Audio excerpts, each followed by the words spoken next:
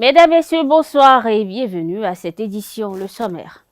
Mohamed Bazoum n'est plus président du Niger. Il est destitué depuis hier mercredi par des militaires qui mettent en garde contre toute intervention militaire extérieure, quelle que soit sa provenance. Dans cette édition, des citoyens de Cotonou se prononcent sur ce coup d'État. Des travaux de reconstruction seront bientôt effectués dans 12 centres de santé dans la commune de Bonté. C'est l'une des décisions prises hier mercredi au Conseil des ministres. Une femme mariée peut-elle demander de l'aide à son ex? Vous suivrez dans cette édition les diverses réactions des citoyens sur cette interrogation. L'École supérieure d'administration, d'économie, de journalisme et des métiers de l'audiovisuel ESAE offre de nouveaux challenges pour l'année universitaire 2023-2024. Étudiantes et étudiants, parents d'élèves nouveaux bacheliers, ESAE, c'est la garantie d'une formation de qualité à des conditions très avantageuses. À Gbedjromede, à Papa, à Boumekalavi et Parakou, inscrivez-vous en administration générale, administration du travail et de la sécurité sociale, trésor et finances publiques, impôts, diplomatie et relations internationales, journalisme et métiers de l'audiovisuel, gestion des marchés publics, planification et développement local, sciences économiques, sciences juridiques et toutes les filières des sciences de gestion. ESAE vous offre des bourses, demi-bourses et de réductions pour les premières inscriptions dans toutes ces filières. Waouh! En licence 1, 2 et 3 et en master, bénéficiez jusqu'à 50% de réduction sur tous nos sites. N'est-ce pas génial? Infoline. ESAE Gbedjromede, 3e rue à droite en quittant le carrefour Le Jador pour la BIBE Jéricho ou au plus 229 90 93 65 21 98 98 14 00 à Kpakpa au plus 229 52 88 33 33 à Boumekalavi au plus 229 52 88 44 44 Parakou au plus 229 52 46 12 12. ESAE, l'excellence à un nom.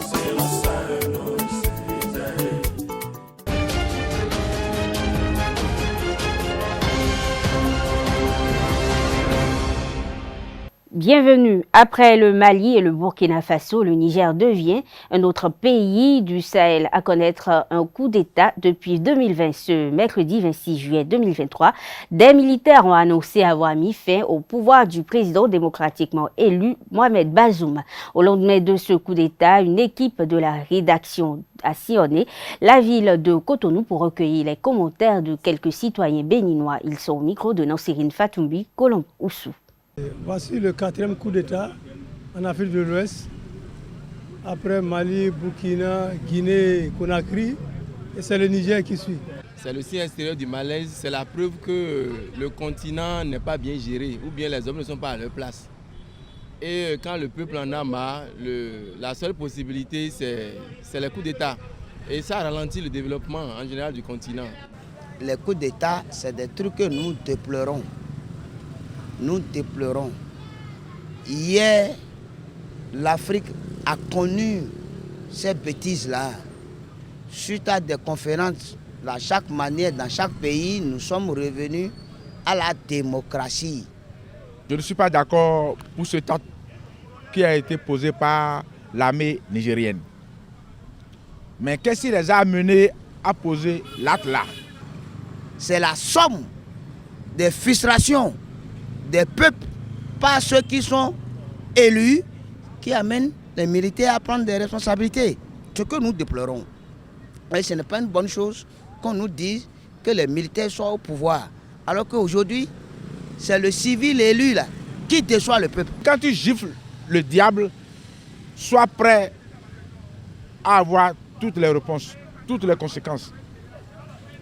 Le président Bazoum, je suis sûr, très sûr, qui n'a pas écouté son peuple.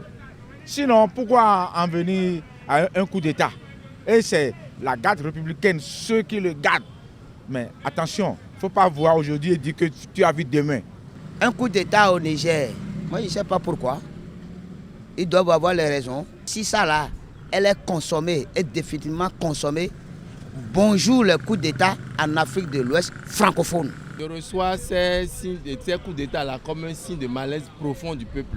Maintenant, une chose est de faire les coups d'État, mais la suite de tout ceci, puisque c'est comme si on est dans un retournement de chemin. Les mêmes reprennent, c'est la politique de tu quittes et puis je m'installe, tu quittes et puis je m'installe. Le cas guinéen est là, le cas burkinabé est là, s'ajoute maintenant le cas du Niger, ainsi de suite. Donc, il faut qu'on pense une politique globale de bonne gouvernance du continent. Sinon, les coups d'État, ce n'est qu'une solution précaire, c'est éphémère. L'ennemi n'est pas trop loin, il est à côté.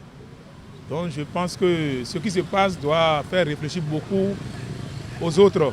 Ce que moi je peux dire à nos dirigeants, ils n'ont qu'à regarder leur peuple qui les ont élus. C'est de ça il s'agit. Voilà. La vie de couple est faite de haut et de bas, comme le disent bon nombre d'expérimentés. Face à certaines situations difficiles, l'un des partenaires, notamment la femme, est parfois obligé de prendre des décisions pas forcément vues d'un bon œil. L'interrogation de ce jour est de savoir si une femme mariée dont le foyer rencontre des difficultés financières peut demander de l'aide à son ex pour résoudre ses problèmes de couple. À cette question, quelques citoyens béninois livrent leurs avis. Au micro de Kolom Oussou, Nassirine Fatoumbi. C'est pas possible chez nous au Bénin. Aller que son ex, il le donne en cas de quoi? Et au nom de quoi, pardon? Il donne l'argent à ma femme au nom de quoi? Il nous vient en aide.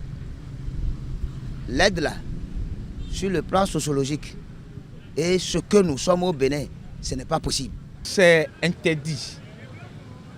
La loi, que ce soit chrétienne, religieuse et traditionnelle, musulmane, animiste, quoi là, interdit ça. Cela ne sert à rien d'aller vers son ex. Bon, aller vers son ex d'abord, pourquoi? La vie de couple n'est pas du tout facile. Il arrive des fois qu'on ait des hauts et des bas. Je ne le conseille à personne, puisque une femme mariée est une femme mariée. Même quoi que soit le calvaire que ton mari est en train de traverser, tu peux aller négocier ailleurs, mais pas chez l'ex-copain ou l'ex-mari. Non, non, pas du tout.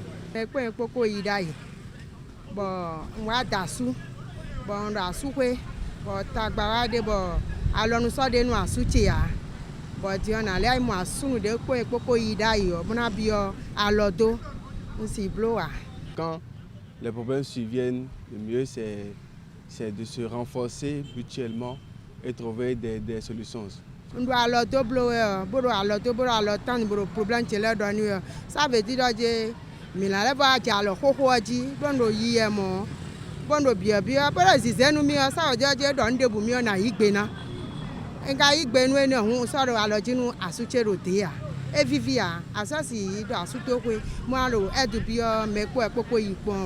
moi, je ne peux jamais admettre ça. Tu peux aller voir un autre qui va l'aider. Un parent ou bien une connaissance. Ou bien, mais d'abord, c'est le rôle de son mari même d'aller voir les gens. C'est pas la femme. Irénée Semako Dazon, promoteur du Facebook Média Les Murs ont des oreilles info, a été arrêté et déposé à la prison civile de Porto Novo depuis mardi 25 juillet dernier. Pour le moment, les raisons de l'arrestation du web activiste ne sont pas encore connues, mais une source de Banuto renseigne que cela serait lié à ses publications sur les réseaux sociaux dans 2 dossiers, dont une affaire de mœurs. L'homme est connu pour ses dénonciations sur son média Les Murs ont des oreilles info. Des travaux de réhabilitation, reconstruction seront bientôt effectués dans 12 centres de santé dans la commune de Bantais. Ainsi en a décidé le gouvernement béninois réuni ce mercredi 26 juillet en Conseil des ministres. Des prestations de surveillance et de contrôle de ces travaux sont également prévues. Selon le Conseil, il s'agit là des travaux prévus dans le programme d'action du gouvernement et ils ont pour finalité d'améliorer les capacités d'accueil et la fonctionnalité des centres, la qualité des soins offerts aux populations et de créer un cadre de travail plus convenable pour le personnel. Les centres de santé pris en compte dans ce projet de réhabilitation sont entre autres les centres de santé des localités de Atokolibé, Gouka, Louba, Pira, Koko, Bano, Galata, Ossé, Agua et Akwasi. Hors du Bénin, plus précisément au Niger, dans un communiqué diffusé ce jeudi 27 juillet, le commandant militaire des forces armées nigériennes a dit avoir souscrit à la déclaration des forces de défense et de sécurité annonçant la destitution de Mohamed Bazoum. L'état-major justifie sa position par le souci de préserver l'intégrité physique du président de la République et de sa famille, d'éviter une confrontation meurtrière entre les différentes forces qui, au-delà de ces dernières, pourraient provoquer un bain de sang et entacher la sécurité de la population et d'autre part par le souci de préserver la cohésion au sein des forces de défense et de sécurité.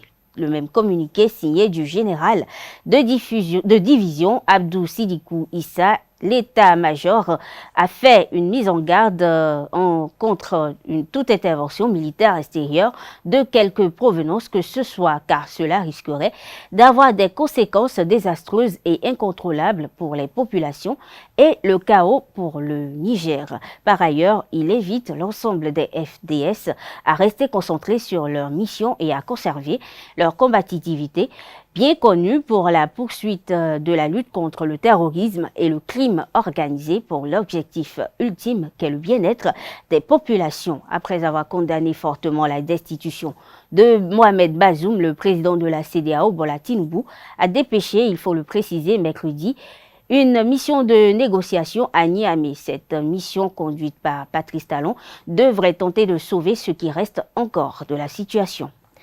Le président russe Vladimir Poutine a ouvert ce jeudi 27 juillet le sommet Russe-Afrique organisé à Saint-Pétersbourg en promettant de livrer gratuitement des céréales à 6 pays africains. Dans les mois qui viennent, nous serons en mesure d'assurer des livraisons gratuites de 25 à 50 000 tonnes de céréales au Burkina Faso, au Zimbabwe, au Mali, à la Somalie et à la République centrafricaine ainsi qu'à l'Érythrée, a-t-il assuré dans son discours d'ouverture retransmis à la télévision russe.